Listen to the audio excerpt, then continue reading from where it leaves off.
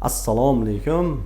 Bizni kuzatib boruvchi kuzatuvchilarimiz avvalambor sizlarga rahmat aytamiz. Sizlarning qo'llab-quvvatlashinglar natijasida biz yangidan yangi videolar olib, xalqqa manfaatli xizmat qilmoqdamiz. Bugun men sizlarga bir dona tish yo'qotilib qoladigan bo'lsa, ya'ni bir dona tish hayotning qaysidir qismida olinadigan yoki bo'lmasa travma ta'sirida yo'qotiladigan yoki boshqa yondosh kasalliklar sababli yo'qoladigan bir dona tishni qanaqa qilib o'rnini tiklash haqida aytib beraman. Eng avvalambor traditsion usulga o'tamiz. Traditsion usulda, bu usulda yonidagi ikki yondosh qo'shni tishlarni tayanchga olish, ya'ni tayanchga olish bo'lishligi mumkin olib qo'yiluvchi bir dona kichik protezlar.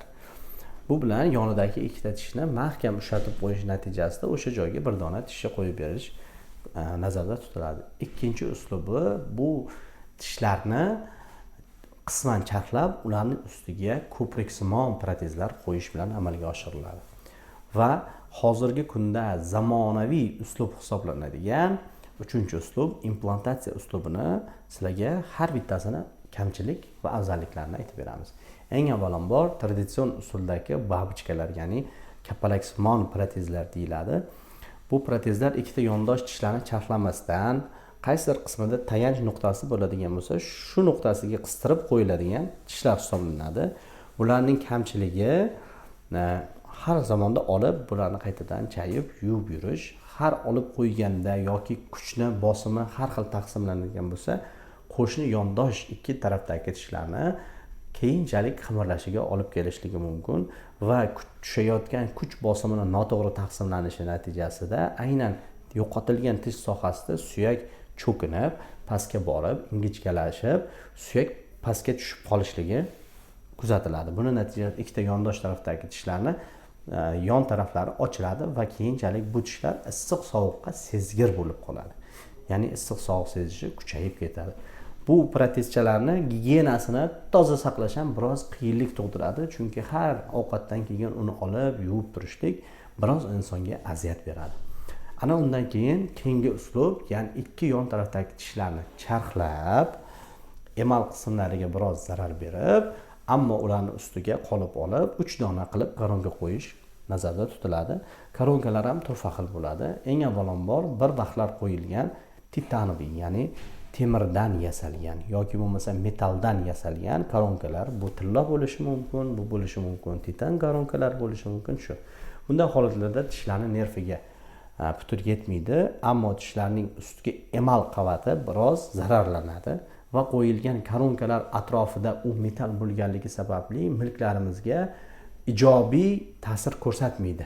Ya'ni og'iz bo'shliqchilik qavatida biz xohlaymizmi, xohlamaymizmi, shu tish o'zidan ma'lum bir miqdorda metall elementlarini chiqarib turadi va shu sohada ko'p hollarda yallig'lanish jarayoni muntazam borib turadi va bu tishning orqa tarafida, sizga ko'rinmaydigan orqa tarafida tish nalyotlari va toshlari yig'ilishiga optimal muhit yaraladi.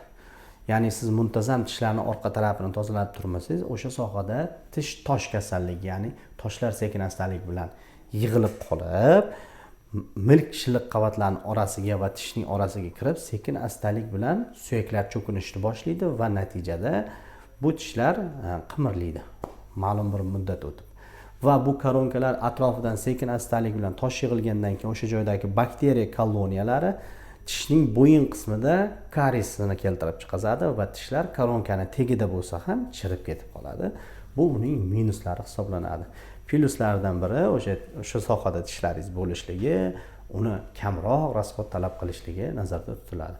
Hozirgi kunda qo'yiladigan metall-keramika va dioksid sirkoniydan tayyorlangan koronkalar metall koronkalarga nisbatan yaxshiroq hisoblanadi, ammo bu koronkalar ostida ham hozir men sizga aytib berayotgan kamchiliklar mavjud va har doim ham qo'yiladigan tish koronkalari ideal tarzda charxlanmasligi va har doim ham siz professional tarzda yondasha oladigan vrachga murojaat qilmasligingiz natijasida men aytib berayotgan kamchiliklar sekin-astalik bilan yig'ilib bir buket shakliga keladi va tishingizni zararlanishiga olib keladi.